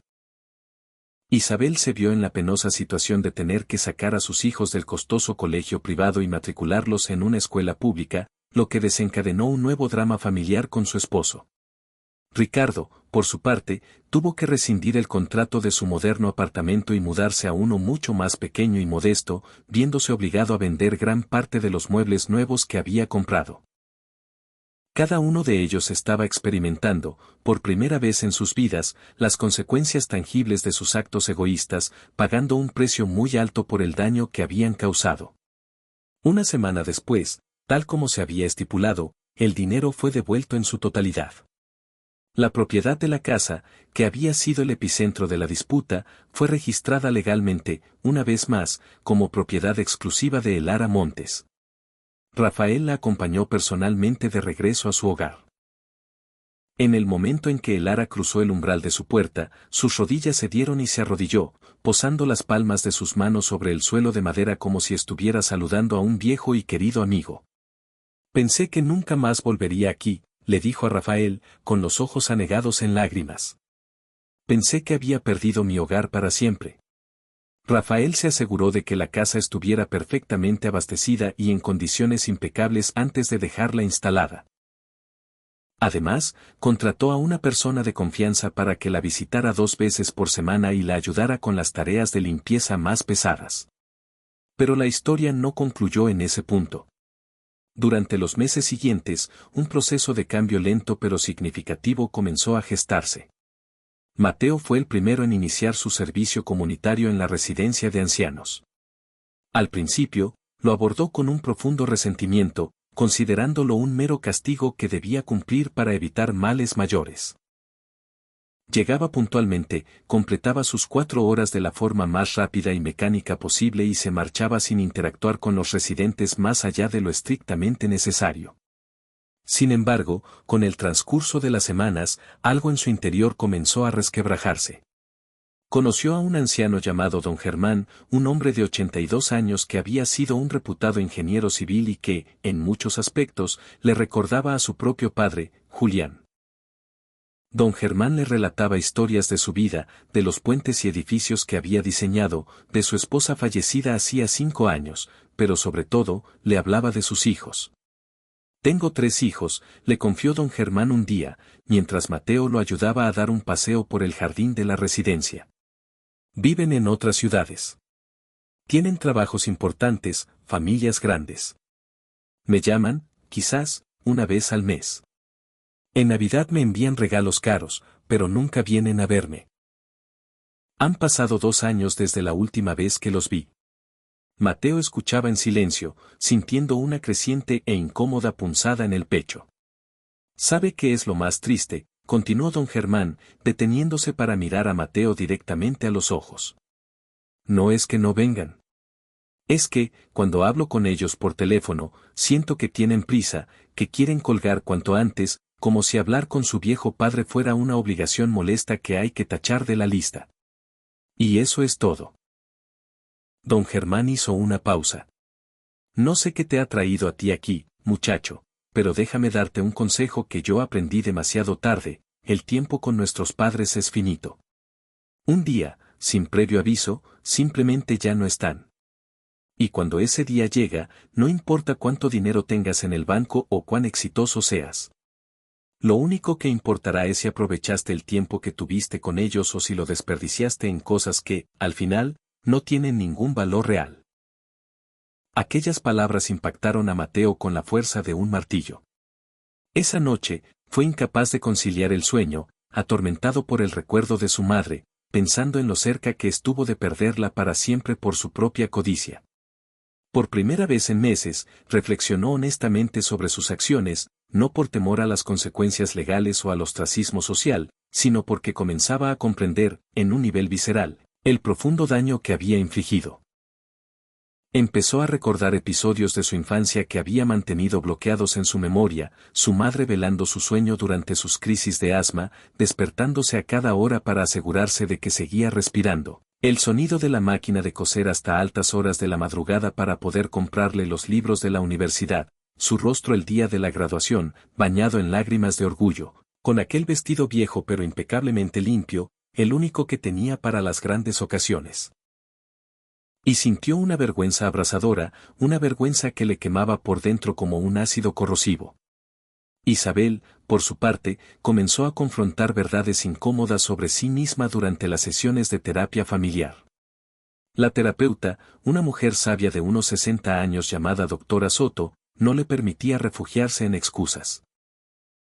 Isabel, le dijo en una de las sesiones, llevas 3 semanas culpando a tu esposo, a tus hermanos, a tu situación económica, pero ni una sola vez te he oído asumir tu responsabilidad personal. Dime, ¿en qué momento exacto decidiste que el dinero era más importante que tu madre? Isabel intentó defenderse, pero la doctora la detuvo en seco. No quiero excusas. Quiero que seas honesta contigo misma. Tu madre te apoyó incondicionalmente cuando te quedaste embarazada a los 17 años. Cuidó de tu hija para que tú pudieras terminar tus estudios. ¿Y cómo se lo pagaste? Cerrándole la puerta en la cara cuando más te necesitaba. Las palabras de la terapeuta fueron como bofetadas de realidad que Isabel necesitaba desesperadamente recibir. En otra sesión, la doctora Soto le planteó una pregunta que lo cambió todo. ¿Qué valores les estás enseñando a tus hijos cuando les demuestras con tus actos que el dinero y el estatus social están por encima del amor y la lealtad familiar? Isabel se quedó sin habla. Nunca lo había considerado desde esa perspectiva. Su hija mayor, Laura, tenía 15 años, la misma edad que tenía ella cuando su vida dio un vuelco. ¿Qué clase de ejemplo le estaba dando? ¿Qué le estaba enseñando sobre cómo tratar a las personas que te aman? Esa noche, Isabel mantuvo una conversación seria y dolorosa con su hija. Le contó toda la verdad sobre lo ocurrido con su abuela Elara, sin omitir ningún detalle vergonzoso. Laura la escuchó con los ojos cada vez más abiertos, incrédula. Mamá, dijo cuando Isabel terminó su relato, ¿cómo pudiste hacerle eso? La abuela siempre ha sido tan buena con nosotros. Siempre nos preparaba pasteles cuando íbamos a verla, siempre se interesaba por el colegio. ¿Por qué le hiciste eso? Isabel rompió a llorar. Ver la decepción en los ojos de su propia hija fue más doloroso que cualquier juicio social que hubiera soportado. Me equivoqué, mi amor, le dijo entre sollozos. Me equivoqué de una manera terrible, y ahora estoy intentando arreglarlo. Pero quiero que aprendas de mis errores. Quiero que entiendas que hay cosas en la vida mucho más importantes que el dinero o la opinión de los demás. La familia, el amor verdadero, la lealtad, esas cosas no tienen precio. Laura abrazó a su madre, pero Isabel pudo sentir que su hija la miraba de una forma diferente. Había perdido una parte del respeto de su propia hija, y ese dolor era el más agudo de todos. Ricardo tuvo su epifanía de una manera distinta. Un sábado por la tarde, durante su turno de voluntariado en la residencia, una anciana llamada Doña Clara enfermó de gravedad. Ricardo estuvo presente cuando los médicos le informaron de que su corazón estaba fallando y que le quedaba muy poco tiempo. Doña Clara, con un hilo de voz, pidió que llamaran a sus hijos. El personal de la residencia los contactó de inmediato, explicándoles la urgencia de la situación. El hijo argumentó que se encontraba en un viaje de negocios impostergable, que perdería mucho dinero si lo cancelaba. La hija adujo que sus hijos tenían actividades escolares ese fin de semana y que no podía dejarlos solos. Ambos prometieron que irían en cuanto pudieran, probablemente en un par de días. Doña Clara escuchó las excusas y, simplemente, cerró los ojos, dejando que las lágrimas corrieran en silencio por sus sienes. Ricardo fue testigo de todo. Durante las siguientes 48 horas, vio cómo Doña Clara se deterioraba rápidamente. No dejaba de preguntar si sus hijos ya habían llegado, si estaban en camino. El personal le mentía piadosamente para darle algo de paz. Doña Clara falleció un lunes de madrugada. Ricardo estaba a su lado. La anciana abrió los ojos por última vez, miró hacia la puerta con una última brizna de esperanza y, al darse cuenta de que estaba vacía, susurró unas palabras que Ricardo apenas logró oír. No vinieron. No les importé lo suficiente. Y se fue. Ricardo permaneció sentado junto a su lecho de muerte durante varios minutos, observando su rostro, ahora sereno, pero con el rastro de las lágrimas secas en sus mejillas. Y algo se rompió dentro de él. Pensó en su madre, en aquella noche de lluvia, en cómo había suplicado ayuda en su puerta y él se la había negado. Se dio cuenta, con un horror que le heló la sangre, de que había estado a punto de convertirse en uno de esos hijos que llegan demasiado tarde. Por primera vez desde que todo había comenzado, Ricardo lloró. No eran lágrimas de autocompasión, sino de un arrepentimiento genuino y profundo. Cuando los hijos de Doña Clara finalmente llegaron, 2 días después, para el funeral, Ricardo los vio entrar, vestidos de un luto protocolario. Escuchó cómo hablaban con el director para agilizar los trámites, porque tenían que volver a sus ajetreadas vidas. Y Ricardo supo, con una certeza absoluta, que él no quería ser esa persona. Habían transcurrido 6 meses desde aquella terrible noche. Los 3 hermanos habían cumplido escrupulosamente con todas las condiciones del acuerdo. Pero, más importante aún, algo en su interior había cambiado de verdad. Un domingo por la tarde, Mateo se presentó en casa de Elara sin avisar. Sostenía un ramo de flores silvestres, las favoritas de su madre. «Mamá», dijo con voz temblorosa, «¿puedo pasar?». Una vez dentro, no intentó justificarse. Le habló desde el corazón, le habló de don Germán y de cómo lo cerca que estuvo de convertirse en uno de esos hijos que abandonan a sus padres. Se arrodilló frente a ella. «Te pido perdón, mamá. Sé que no lo merezco, pero mi arrepentimiento es real. Estoy comprometido a pasar el resto de mi vida siendo el hijo que siempre mereciste». Elara lo escuchó, conmovida. «El camino de regreso a mi corazón es largo, Mateo», le dijo. «Pero el hecho de que estés aquí, de que hayas empezado ese camino, significa algo para mí». En las semanas siguientes, Isabel y Ricardo también buscaron a su madre. Isabel llegó con su hija Laura, quien se disculpó con su abuela en nombre de la familia. Isabel confesó cómo la terapia la había ayudado a entender que se había perdido persiguiendo una imagen de perfección. Ricardo llegó un sábado y pasó horas ayudando en la casa, arreglando cosas, trabajando en el jardín. Le contó la historia de Doña Clara, de cómo su muerte solitaria lo había transformado. Cuando la vi morir así, le confesó con la voz rota, me vi a mí mismo en sus hijos. Yo iba a ser esa persona, mamá. Y no quiero serlo. No quiero ser el hijo que llega tarde, cuando ya no importa. Quiero eso para mí. No quiero vivir arrastrando ese arrepentimiento el resto de mis días. Con un gesto que brotaba de una sinceridad recién descubierta, Ricardo tomó la mano de su madre. Su tacto era suave, casi vacilante. Sé que he sido un desastre toda mi vida, confesó, su voz apenas un murmullo. Tú me rescataste tantas veces, me tendiste la mano cuando nadie más lo habría hecho, y yo te pagué de la peor manera imaginable. Pero quiero cambiar, mamá. De verdad que quiero cambiar. Y no lo digo solo por el miedo a las consecuencias, sino porque finalmente he comprendido lo que realmente perdí aquella noche. Estuve a punto de perder a mi madre, a la única persona en este mundo que siempre creyó en mí, incluso en los momentos en que yo mismo había dejado de hacerlo. Elara escuchó a cada uno de sus hijos a lo largo de esas semanas de catarsis. Vio las lágrimas que surcaban sus rostros, escuchó las palabras cargadas de remordimiento y, aunque la herida de su traición todavía palpitaba, fresca y dolorosa, también comenzó a percibir algo más. Un cambio genuino. Un despertar tardío pero palpable. La transformación no fue un evento milagroso ni estuvo exenta de dificultades. Hubo momentos de tensión, conversaciones que reabrieron viejas heridas y recuerdos que todavía tenían el poder de hacer daño. Elara no pretendió que todo estaba perdonado y olvidado. No les ofreció una absolución barata simplemente para restaurar una falsa paz. Fue brutalmente honesta acerca de su dolor, sobre los cimientos que necesitaban ser reconstruidos para que la confianza pudiera, algún día, volver a florecer. Y sus hijos, por primera vez en sus vidas adultas, realmente la escucharon. Mateo instauró una nueva tradición, cenar con su madre todos los miércoles. Al principio, las conversaciones eran torpes, salpicadas de silencios pesados y cargados de lo no dicho. Pero con el paso del tiempo, comenzaron a hablar de verdad. No solo de trivialidades, sino de sentimientos reales, de arrepentimientos profundos y de tímidas esperanzas para el futuro.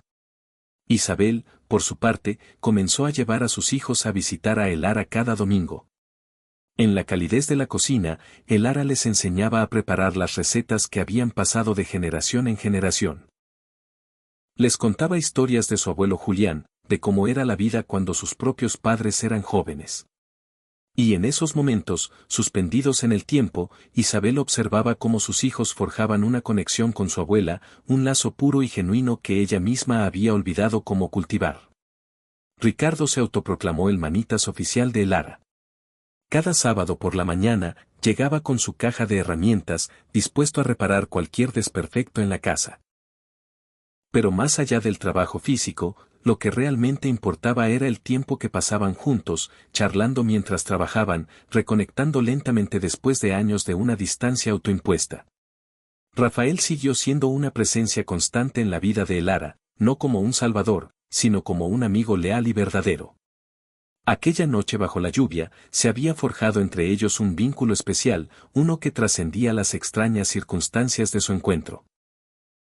Usted me hizo un regalo, señora Elara, le dijo Rafael un día, mientras compartían un café en el porche de su casa. Me dio la oportunidad de honrar la memoria de mi madre, ayudando a otra madre que lo necesitaba. Y también me recordó que la bondad sigue existiendo en el mundo, incluso en los rincones más oscuros. Elara le dedicó una sonrisa genuina. Rafael, tú me salvaste la vida esa noche. No solo en un sentido físico, sino también emocional. Me enseñaste que mi valor como persona no depende de la gratitud de mis hijos, que merezco dignidad y respeto por mí misma. Pero también fuiste sabio al aconsejarme que les diera una oportunidad para redimirse. Y tenías razón. ¿Cree que han cambiado de verdad?, preguntó Rafael, curioso. Elara meditó su respuesta por un momento. Creo que están en proceso de cambiar. La verdadera transformación lleva tiempo, no ocurre de la noche a la mañana. Pero veo un esfuerzo sincero, veo un arrepentimiento real. Y eso, para mí, es un comienzo. Un año después de aquella noche fatídica, Elara celebró su 69º cumpleaños. Sus 3 hijos estaban allí, reunidos con sus familias. Pero esta vez, su presencia no era una obligación ni una farsa.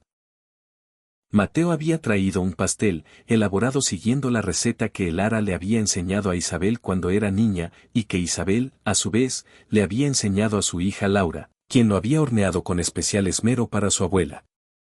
Ricardo había adornado cada rincón de la casa con las flores silvestres que tanto le gustaban a Elara, las mismas que Julián solía recoger para ella en sus paseos por el campo.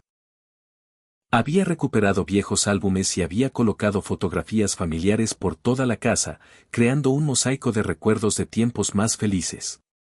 Rafael también estaba presente, observando con una sonrisa la lenta pero constante reconstrucción de aquella familia rota. Lo acompañaba Clara Fuentes, la periodista que había escrito el reportaje original. Clara quería escribir una continuación de la historia, documentar el desenlace de aquel drama que había conmovido a la ciudad. Durante la cena, el ambiente era de una calidez palpable. Hubo risas genuinas, conversaciones animadas y momentos de conexión real. Los nietos de Elara correteaban por el mismo jardín donde sus propios hijos habían jugado décadas atrás. Isabel y su hija Laura ayudaban a Elara en la cocina, 3 generaciones de mujeres trabajando codo con codo. Mateo y Ricardo conversaban animadamente con Rafael, quien les ofrecía consejos no solo de negocios, sino también de vida. Después de la cena, mientras servían el pastel, Mateo se puso de pie y pidió la palabra. Un silencio expectante se apoderó del comedor. Quiero contarles una historia, comenzó, con la voz cargada de emoción. Hace exactamente un año, mis hermanos y yo cometimos el peor error de nuestras vidas. Expulsamos a nuestra madre de su propia casa en medio de una tormenta. Le cerramos la puerta en la cara cuando nos suplicó ayuda. La dejamos sola en la calle, sin importarnos lo más mínimo lo que pudiera pasarle. Sus propios hijos lo escuchaban con los ojos muy abiertos, algunos de los detalles más crudos de la historia eran nuevos para ellos. Hicimos eso, continuó Mateo, con la voz quebrada, porque fuimos codiciosos, egoístas y ciegos. Porque olvidamos todo lo que esta mujer extraordinaria había hecho por nosotros. Porque valoramos el dinero por encima de la persona que nos dio la vida. Mateo miró a su madre, y luego continuó. Pero entonces, un hombre llamado Rafael encontró a mamá bajo la lluvia y le ofreció refugio. Y ese hombre, junto con mamá, nos concedió algo que no merecíamos en absoluto, una segunda oportunidad. No una oportunidad fácil, sino una que nos obligó a enfrentar lo que habíamos hecho, a sentir las consecuencias y a cambiar de verdad. Isabel y Ricardo se levantaron también, flanqueando a su hermano. Este último año ha sido el más difícil de mi vida, dijo Isabel, con las lágrimas surcando libremente su rostro. He tenido que confrontar verdades terribles sobre mí misma. He tenido que ver la decepción en los ojos de mis propios hijos. Pero también ha sido el año más importante, porque he aprendido lo que de verdad significa la familia, el sacrificio y el amor incondicional. Y lo aprendí de ti, mamá, continuó, dirigiéndose a Elara. Incluso después de lo que te hicimos, tuviste la fortaleza de darnos otra oportunidad. No porque fuera fácil para ti, sino porque eres infinitamente más fuerte y más sabia de lo que nosotros jamás eremos. Ricardo habló en último lugar, su voz apenas un susurro cargado de emoción. Yo he sido un desastre toda mi vida, mamá, y tú siempre estuviste ahí para sacarme del fango. Pero cuando tú me necesitaste, yo te di la espalda. Vi morir a una anciana sola en la residencia, esperando a unos hijos que nunca llegaron, y me di cuenta de que yo iba en camino de convertirme en uno de ellos si no cambiaba. Ricardo se arrodilló frente a su madre. Gracias por no rendirte con nosotros. Gracias por darnos la oportunidad de ser mejores. Te prometo que pasaré el resto de mi vida demostrándote que tu fe en nosotros no fue en vano. La habitación estaba sumida en un silencio absoluto, roto únicamente por sollozos ahogados. Incluso los niños, aunque no comprendían la totalidad de la situación, podían sentir el peso emocional del momento. Elara se puso de pie, temblando ligeramente. Miró a sus 3 hijos, vio sus lágrimas, sintió la autenticidad de su arrepentimiento y, finalmente, habló. Aquella noche bajo la lluvia fue la más oscura de mi vida, dijo, su voz clara y firme. Pensé que lo había perdido todo. Pensé que había fracasado como madre. Me pregunté una y otra vez en qué me había equivocado al criarlos. Pero ahora lo entiendo, continuó. A veces, las personas necesitan tocar fondo para poder despertar, para comprender lo que de verdad importa. Ustedes tuvieron que perder a su madre para valorar lo que tenían. Tuvieron que enfrentar las consecuencias de sus acciones para entender que toda acción tiene una reacción. Elara miró a cada uno de ellos. El camino no ha sido fácil. Todavía hay días en que el recuerdo de esa noche me duele. Pero también veo el esfuerzo que están haciendo, veo el cambio que se está produciendo, y eso me da esperanza. He aprendido algo importante este año, concluyó Elara. Aprendí que el amor de una madre no significa permitir que te pisoteen. Significa tener la fortaleza de establecer límites, de exigir el respeto que mereces, pero también de ofrecer segundas oportunidades cuando el arrepentimiento es genuino. Elara extendió los brazos y sus 3 hijos se acercaron. Por primera vez en un año, se fundieron en un abrazo familiar. Fue un abrazo largo, cargado de lágrimas, de perdón y de esperanza. Rafael observaba la escena con los ojos húmedos. Se acercó a Clara, la periodista, y le susurró, esta es la historia que tienes que contar. No solo la tragedia, sino la redención que vino después. El mensaje de que nunca es demasiado tarde para cambiar. Los meses y años siguientes fueron un continuo proceso de sanación. La relación entre Elara y sus hijos nunca volvió a ser la de antes, era imposible. Pero se transformó en algo diferente, quizás más fuerte. Se cimentó en una honestidad brutal que antes no existía, en un aprecio mutuo forjado en el crisol del dolor. Mateo se convirtió en un defensor apasionado de los derechos de los ancianos, utilizando su influencia para promover programas de apoyo. Isabel se hizo voluntaria en centros comunitarios, usando su propia historia como una lección sobre los valores familiares. Y Ricardo encontró su vocación. Dejó su trabajo en marketing y se dedicó a tiempo completo a coordinar actividades en la residencia, ofreciendo a otros el cuidado y la compañía que muchos no recibían de sus propias familias. 2 años después, Clara Fuentes publicó su artículo de seguimiento, del abandono a la redención, como una familia encontró el camino de regreso al amor. El artículo tuvo un impacto nacional, inspirando a miles de personas a reconectar con sus padres y generando un importante debate social sobre el cuidado de los mayores. Rafael fue homenajeado por su acto de bondad, y en su discurso de aceptación, habló de su madre, Alba, y de Elara. El verdadero éxito, dijo ante una audiencia de empresarios, no se mide en cuentas bancarias. Se mide en cómo tratamos a quienes no pueden darnos nada a cambio. En el 3er aniversario de aquella noche lluviosa, Elara organizó una cena especial. Invitó no solo a su familia, sino también a Rafael, a don Germán, a vecinos y a otros residentes del asilo. Era una celebración de la familia en su sentido más amplio. Durante la cena, su nieto mayor, Alejandro, de 12 años, se levantó para leer una redacción que había escrito para el colegio.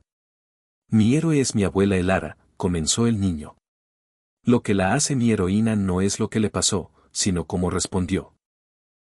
Podría haberse vuelto amargada, pero en lugar de eso, eligió dar una segunda oportunidad. Eligió creer que las personas pueden cambiar. Y gracias a esa elección, nuestra familia está unida hoy. Mi maestra dijo que el verdadero heroísmo es perdonar cuando sería más fácil odiar. Gracias por enseñarnos eso, abuela. No quedó un solo ojo seco en la habitación. Esa noche, después de que todos se marcharan, Elara se sentó en su sala, contemplando las fotografías que ahora llenaban las paredes, una mezcla de pasado y presente. Se dio cuenta de que, en cierto modo, había tenido que perderlo todo para recuperarlo de una forma más auténtica y significativa. Su casa ya no era solo un mausoleo de recuerdos, era un hogar vibrante, lleno de un amor reconstruido. Miró la fotografía de su difunto esposo. Lo logramos, mi amor, le susurró. Nuestros hijos encontraron el camino de regreso. 5 años después, Elara celebró su 73 cumpleaños. Su espíritu era más fuerte que nunca. Mateo había creado una fundación en honor a su padre para proteger a los ancianos del fraude financiero. Isabel era una líder comunitaria. Ricardo era el querido coordinador de la residencia. La historia de su familia se había convertido en una leyenda local, una advertencia, pero también un faro de esperanza. Y Rafael, el catalizador de todo, seguía siendo un amigo fiel, un recordatorio viviente de que un solo acto de bondad puede, en verdad, cambiar el mundo. Esa posibilidad sí está en mi poder evitarlo. Isabel, por su parte, había canalizado su experiencia en la escritura de un libro. Se titulaba Las puertas que cerré, confesiones de una hija arrepentida. Contra todo pronóstico, el libro se convirtió en un éxito de ventas, resonando profundamente en miles de lectores que se veían reflejados, ya fuera en la figura de Isabel o en la de Elara. Isabel decidió donar la totalidad de las ganancias a residencias de ancianos y a programas de apoyo familiar. En la dedicatoria del libro, había escrito: para mi madre, Elara Montes, quien me enseñó que el amor verdadero no es el que nunca falla, sino el que encuentra la fuerza para perdonar y reconstruir después de la caída. Y para mi hija, Laura, con la esperanza de que nunca tengas que aprender estas lecciones de la manera dolorosa en que yo lo hice. Ricardo, en un giro que nadie en la familia esperaba, se había casado. Conoció a una mujer llamada Clara, una enfermera que trabajaba en la misma residencia de ancianos. Clara era una mujer compasiva y paciente, que supo ver en Ricardo algo que ni él mismo sabía que poseía, un corazón capaz de un amor profundo y genuino.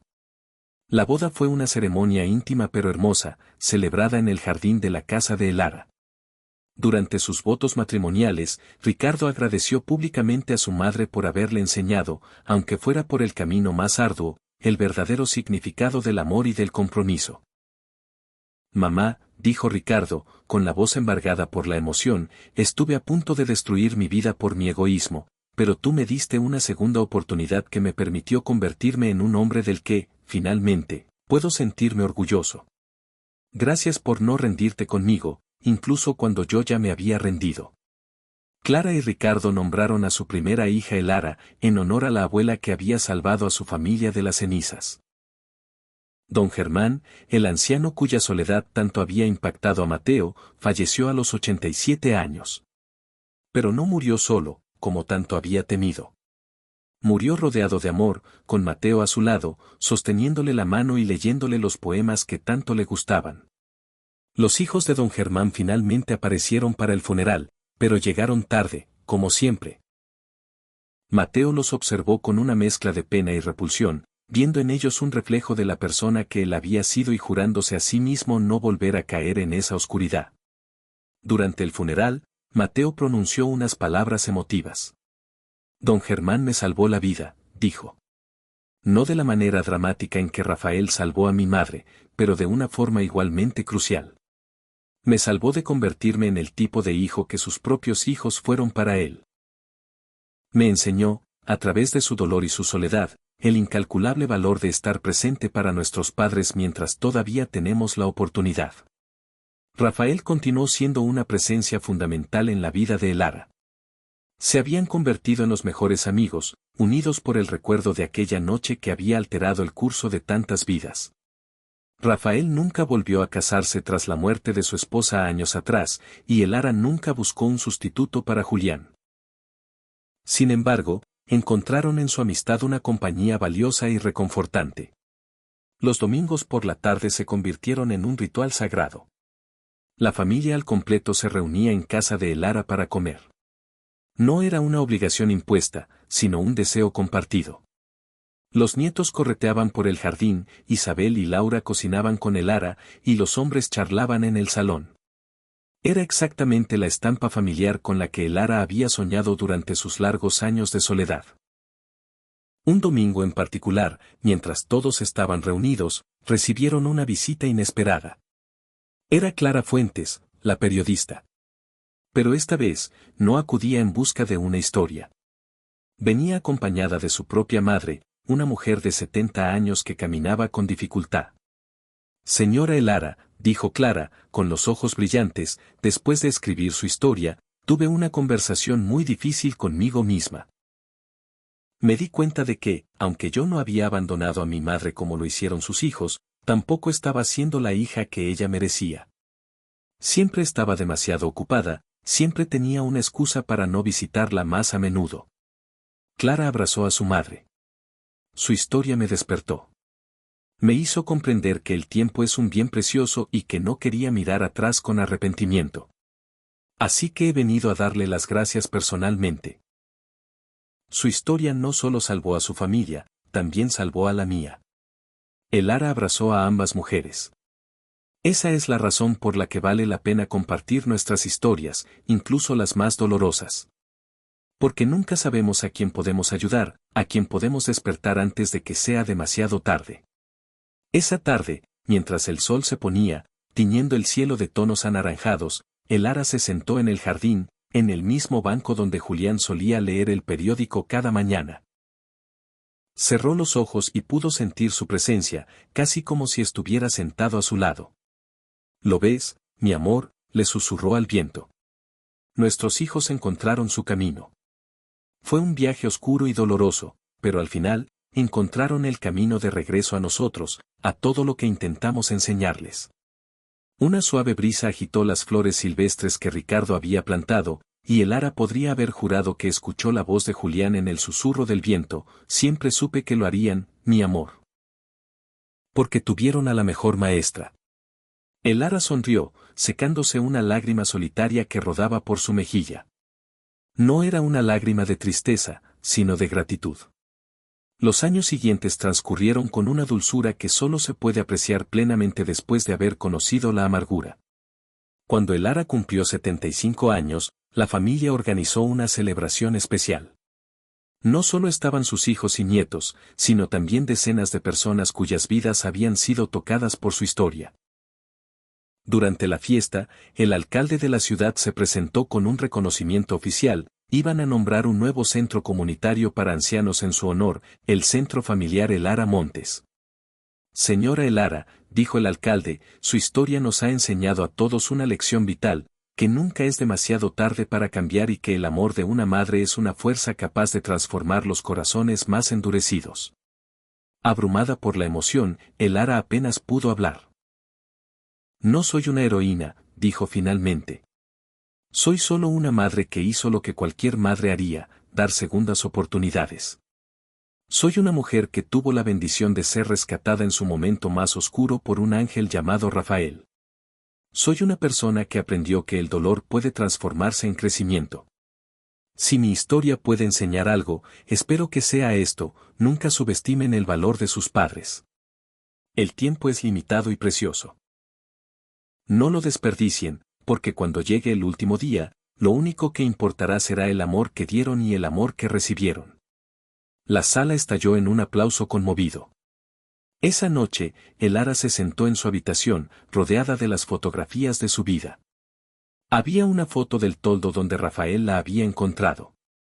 No era una foto bonita, pero era importante. Era un recordatorio de dónde había estado y de lo lejos que había llegado. A la mañana siguiente, se despertó con el sonido de risas. Por la ventana, vio a sus 3 hijos y a varios de sus nietos preparando un desayuno sorpresa en el jardín. La escena era tan simple, tan ordinaria, pero para Elara, que recordaba los días en que pensó que había perdido a su familia para siempre, era un milagro. «¿A qué se debe esto?», preguntó, sonriendo, cuando bajó. «Necesitamos una razón para celebrar a nuestra madre», respondió Mateo. «Solo queríamos empezar tu día de la mejor manera», añadió Isabel. «Porque te amamos», dijo Ricardo, con una simplicidad que lo decía todo. «Y porque cada día contigo es un regalo que estuvimos a punto de perder». Sentada a la mesa, rodeada de su familia, comiendo panqueques quemados que sabían a gloria, Elara supo con absoluta certeza que todo había valido la pena. La historia de Elara Montes se convirtió en un símbolo de redención y segundas oportunidades. Años más tarde, cuando su salud comenzó a declinar, no murió sola. Murió en su propia casa, en su propia cama, rodeada de sus 3 hijos, que no se apartaron de su lado. «¿Tienen miedo?», les preguntó en uno de sus últimos momentos de lucidez. Sí, admitió Isabel, llorando. No queremos dejarte ir. Pero también estamos agradecidos, añadió Mateo, de haber podido arreglar las cosas antes de que fuera demasiado tarde. ¿Nos perdonaste, mamá?, preguntó Ricardo, necesitando escucharlo una última vez. Los perdoné hace mucho tiempo, susurró ella. Pero lo más importante es que ustedes se perdonaron a sí mismos y se convirtieron en mejores personas. Ven esa luz, susurró, mirando hacia un rincón de la habitación. Es su padre. Ha venido a por mí. Sus últimas palabras fueron un testamento de su amor incondicional. Siempre los amé. Incluso cuando me cerraron las puertas. Incluso bajo la lluvia. Siempre los amé, porque eso es lo que hace una madre. Ama sin condiciones, sin límites, sin fin. Murió en paz, con una sonrisa en los labios, sosteniendo las manos de sus hijos. En el centro familiar que llevaba su nombre, una placa con su foto y una de sus frases recordaba su legado: el amor de una madre no es el que nunca falla, sino el que encuentra la fuerza para perdonar y reconstruir después de la caída. Sus hijos dedicaron el resto de sus vidas a honrar su memoria, asegurándose de que ninguna otra persona mayor tuviera que sufrir lo que ella sufrió. Y se decía que, en las noches de lluvia, si se escuchaba con atención, se podía oír el eco de una historia que casi destruye a una familia, pero que, al final, la salvó, demostrando que a veces hay que atravesar la tormenta más oscura para poder apreciar la luz del sol.